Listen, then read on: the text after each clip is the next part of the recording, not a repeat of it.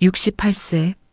남편으로는 살아 있었지만 남자로는 이미 죽어 있었습니다. 그런데 그날 밤 저는 다시 떨렸습니다. 욕망이 아니라 살아있다는 증거였습니다. 사실상 끝난 부부, 끝나지 않은 남자. 몇 년 전부터였을까? 아내와 나는 같은 집에 살지만 같은 공간을 공유하지 않는다. 각방 생활. 처음엔 콧꼬리 때문이라고 했다. 그 다음엔 수면 패턴이 다르다고 했다. 그러다 어느 순간 이유조차 말하지 않게 됐다. 아침에 눈 뜨면 인사 대신 고개만 까닥인다. 저녁엔 밥 먹었냐는 말 한마디면 충분하다. TV 소리가 대화를 대신한다. 침대는 넓다. 킹 사이즈. 그런데 공허하다. 이불을 덮고 누워도 옆이 비어 있다는 게 느껴진다. 따뜻함이 아니라 냉기가 스며든다. 손을 뻗어봐도 닿는 건 베개뿐이다. 나는 남편으로는 남아 있었지만 남자로서는 오래전에 방을 비웠다. 은퇴 후 시간은 많다. 그런데 그 시간을 채울 건 없다. 친구들과 가끔 만나 소주 한 잔 기울이고 집에 돌아와 TV 보다 잠든다. 반복, 무료함, 그리고 어쩌면 체념. 나이 들면 다 이렇게 사는 거지. 스스로에게 그렇게 말하며 살았다. 그런데 그날 그 모임에서 그녀를 봤을 때 오래 잊고 있던 감각이 되살아났다. 심장이 뛰었다. 68세 남자의 가슴이 뛰었다. 그날은 오래된 지인들과의 저녁 모임이었다. 대학 동기들, 정확히는 아내의 대학 동기들이었지만 나도 몇 번 함께하다 보니 얼굴들은 익숙했다. 한정식집, 낮은 테이블에 둘러앉아 나물 반찬 몇 가지와 된장찌개를 앞에 두고 담소를 나눴다. 그때였다. 문이 열리며 그녀가 들어왔다. 첫인상은 존재감이었다. 키는 보통, 하지만 몸의 라인이 뚜렷했다. 검은색 니트, 타이트하지 않았지만 가슴과 허리의 곡선이 자연스럽게 드러났다. 풍만함, 그러나 과하지 않은. 그녀는 자리에 앉으며 가볍게 웃었다. 목소리는 낮았다. 허스키하면서도 부드러운 톤. 늦어서 죄송해요. 아내가 반갑게 맞았다. 괜찮아, 앉아. 나는 고개를 끄덕이며 인사를 건넸다. 그녀도 내게 눈웃음을 보였다. 그 순간 시선이 의도치 않게 그녀의 몸에 머물렀다. 니트 위로 드러나는 가슴의 볼륨. 움직일 때마다 미세하게 흔들리는 라인. 허리에서 엉덩이로 이어지는 곡선. 나는 황급히 시선을 돌렸다. 이러면 안 되는데.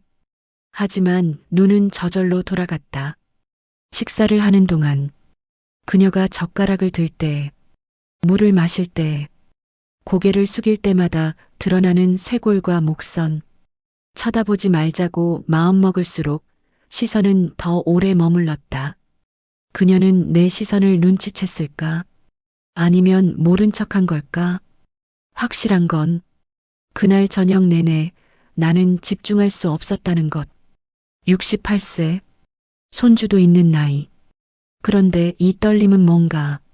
식사가 끝나갈 무렵 그녀가 냅킨으로 입술을 닦는 모습을 보고 있었다. 그 순간 나는 깨달았다. 이건 단순한 시선이 아니었다. 욕망이었다. 그것도 오래 묻어뒀던. 식사가 끝나고 자리를 옮기기로 했다. 근처 카페. 2차는 커피와 디저트로 이어졌다. 좁은 입구. 계단을 올라가야 하는 구조였다. 사람들이 먼저 올라가고 나와 그녀가 마지막에 남았다. 먼저 올라가세요. 내가 말했다. 그녀가 고개를 끄덕이며 계단을 오르기 시작했다.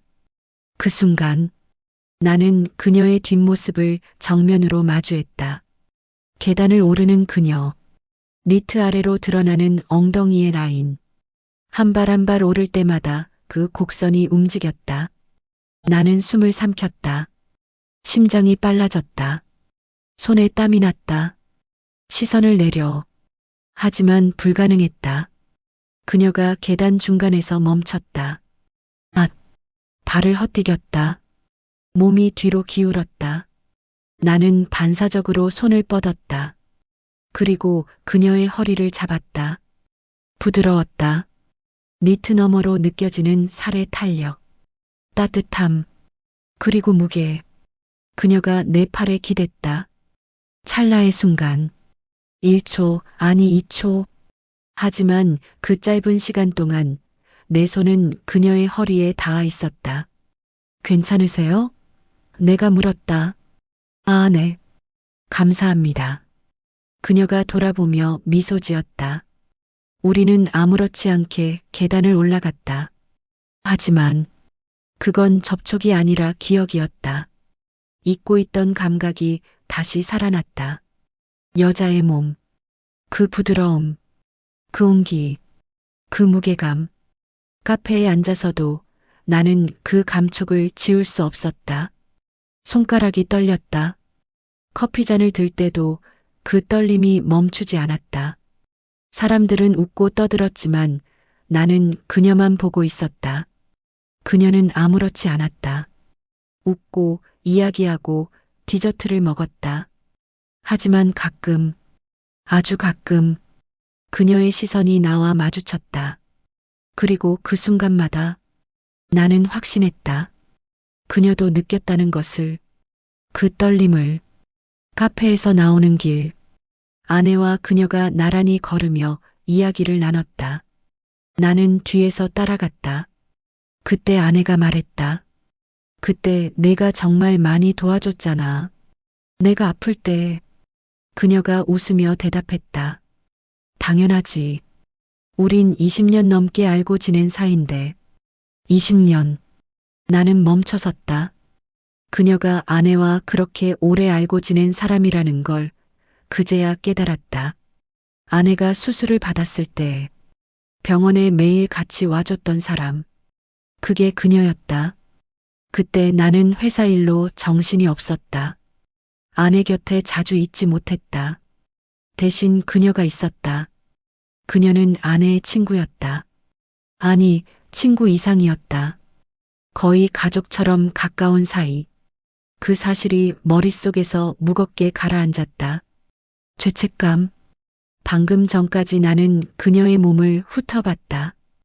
허리를 잡았을 때의 감촉을 되새겼다. 욕망을 느꼈다. 그런데 그녀는 아내의 사람이었다. 집으로 돌아오는 차 안. 아내가 말했다. 오늘 오랜만에 봐서 좋았어. 그 친구 혼자 사는 거 알지? 남편이랑 일찍 헤어졌잖아. 그래. 응. 자식도 없고 요즘 좀 외로워 보이더라. 나는 아무 말도 하지 않았다. 하지만 머릿속은 복잡했다. 이 감정은 잘못된 건가 아니면 너무 늦게 온 건가. 그날 밤 침대에 누워서도 잠이 오지 않았다. 그녀의 얼굴이 떠올랐다. 니트 위로 드러나는 몸의 라인, 허리를 잡았을 때의 부드러움, 그리고 그 짧은 눈맞춤. 나는 금기를 느끼고 있었다. 하지만 동시에 욕망도 느끼고 있었다. 죄책감과 흥분, 두 감정이 뒤엉켰다.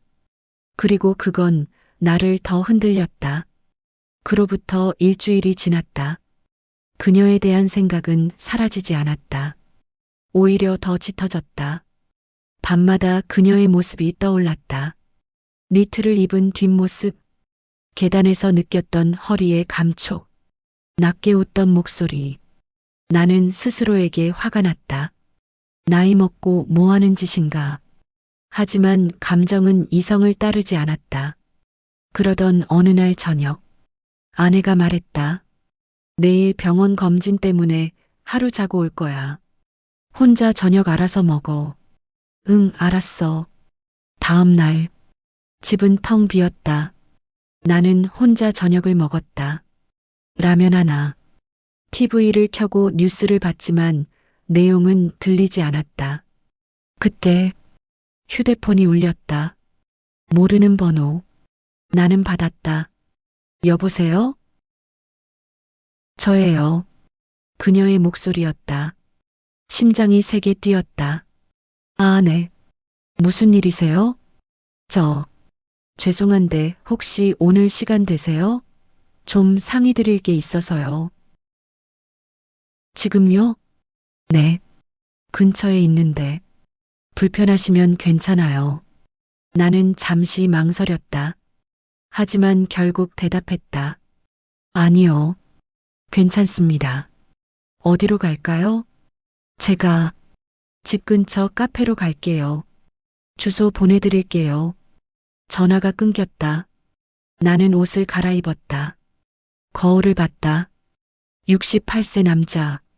흰 머리, 주름진 얼굴. 내가 뭘 기대하는 건가? 하지만 발걸음은 이미 밖으로 향하고 있었다. 카페. 그녀는 구석자리에 앉아 있었다. 베이지색 코트, 머리를 한쪽으로 넘긴 모습, 창밖을 바라보고 있었다. 나는 다가가 앉았다. 무슨 일이세요? 그녀가 천천히 고개를 돌렸다.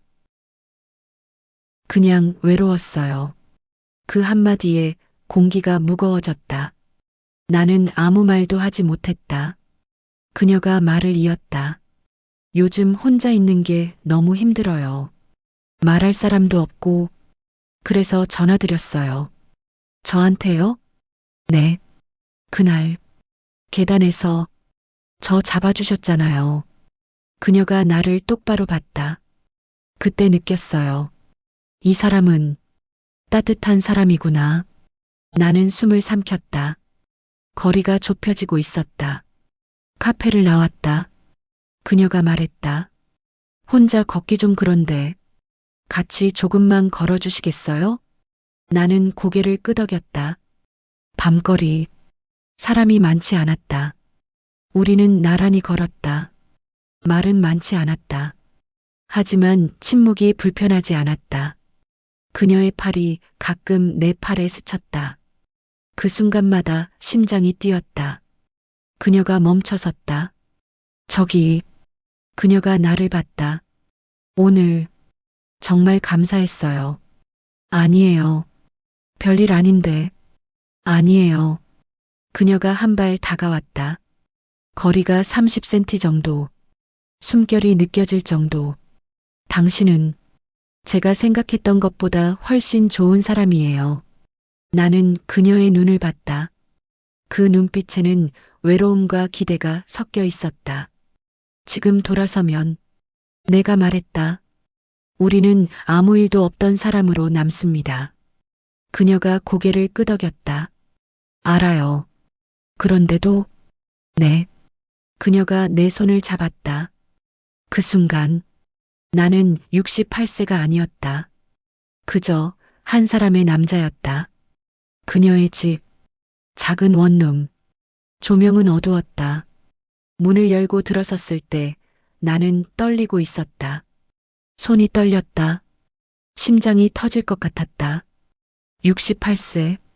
이 나이에 이런 떨림을 다시 느낄 줄 몰랐다. 그녀가 코트를 벗었다.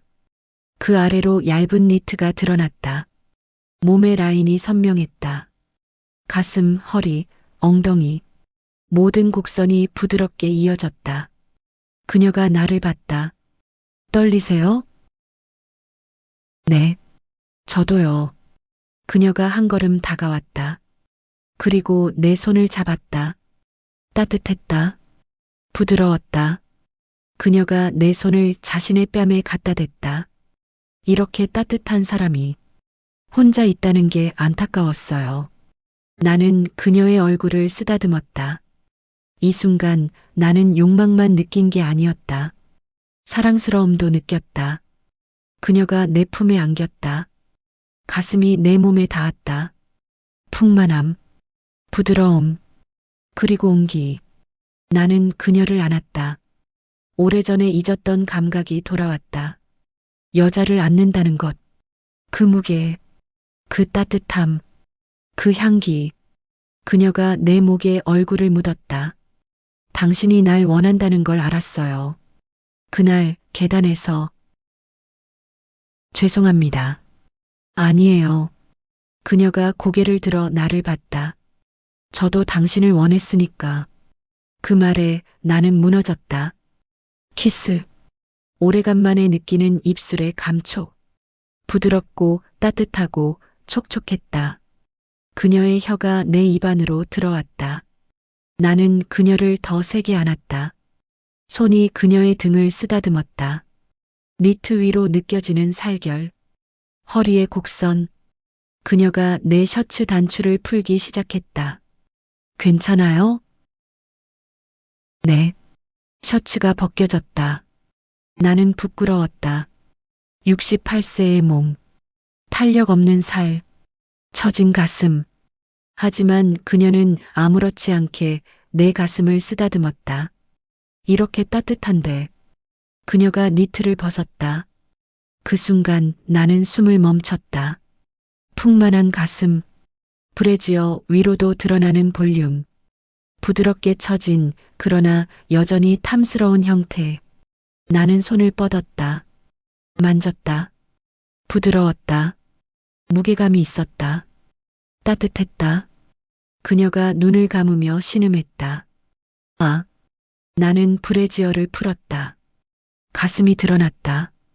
나이가 느껴지는 형태였지만 그래서 더 진실했다.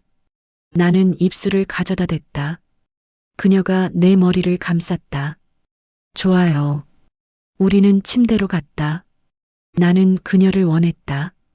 하지만 동시에 그녀를 소중히 대하고 싶었다.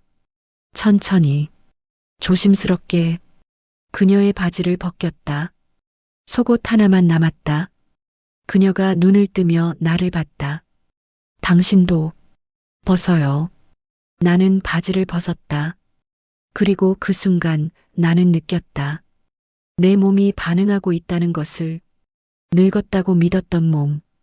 더 이상 욕망을 느끼지 못할 거라 생각했던 몸. 하지만 지금 나는 살아 있었다. 그녀가 손을 뻗어 나를 만졌다. 당신도 떨리고 있네요. 나는 그녀 위로 올라갔다. 그리고 그날 밤 나는 다시 남자였다. 그날 밤 나는 욕망에 취한 게 아니라 살아있다는 감각에 떨고 있었습니다. 그녀의 신음, 그녀의 숨결, 그녀를 안고 있는 내 팔의 떨림, 모든 게 진짜였습니다. 그리고 그 순간 나는 죄책감조차 잊었습니다. 창문 틈으로 햇빛이 들어왔다. 나는 눈을 떴다. 옆을 봤다. 그녀가 있었다. 등을 돌리고 누워 있었다. 이불이 어깨까지 덮여 있었다. 숨소리가 고요했다. 나는 그녀를 바라봤다. 머리카락이 베개 위로 흩어져 있었다. 목선이 드러나 있었다. 부드러운 곡선, 아름다웠다. 그런데 후회는 없었다. 죄책감도 없었다. 다만 고요함만이 있었다. 그녀가 움직였다. 천천히 몸을 돌리더니 눈을 떴다. 우리의 시선이 마주쳤다. 말은 없었다. 그녀도 나를 보며 잠시 멈췄다. 그리고 조용히 미소 지었다. 잘 잤어요? 네. 당신은요? 저도요. 침묵. 하지만 불편하지 않았다. 그녀가 몸을 일으켰다. 이불이 내려가며 어깨와 등이 드러났다.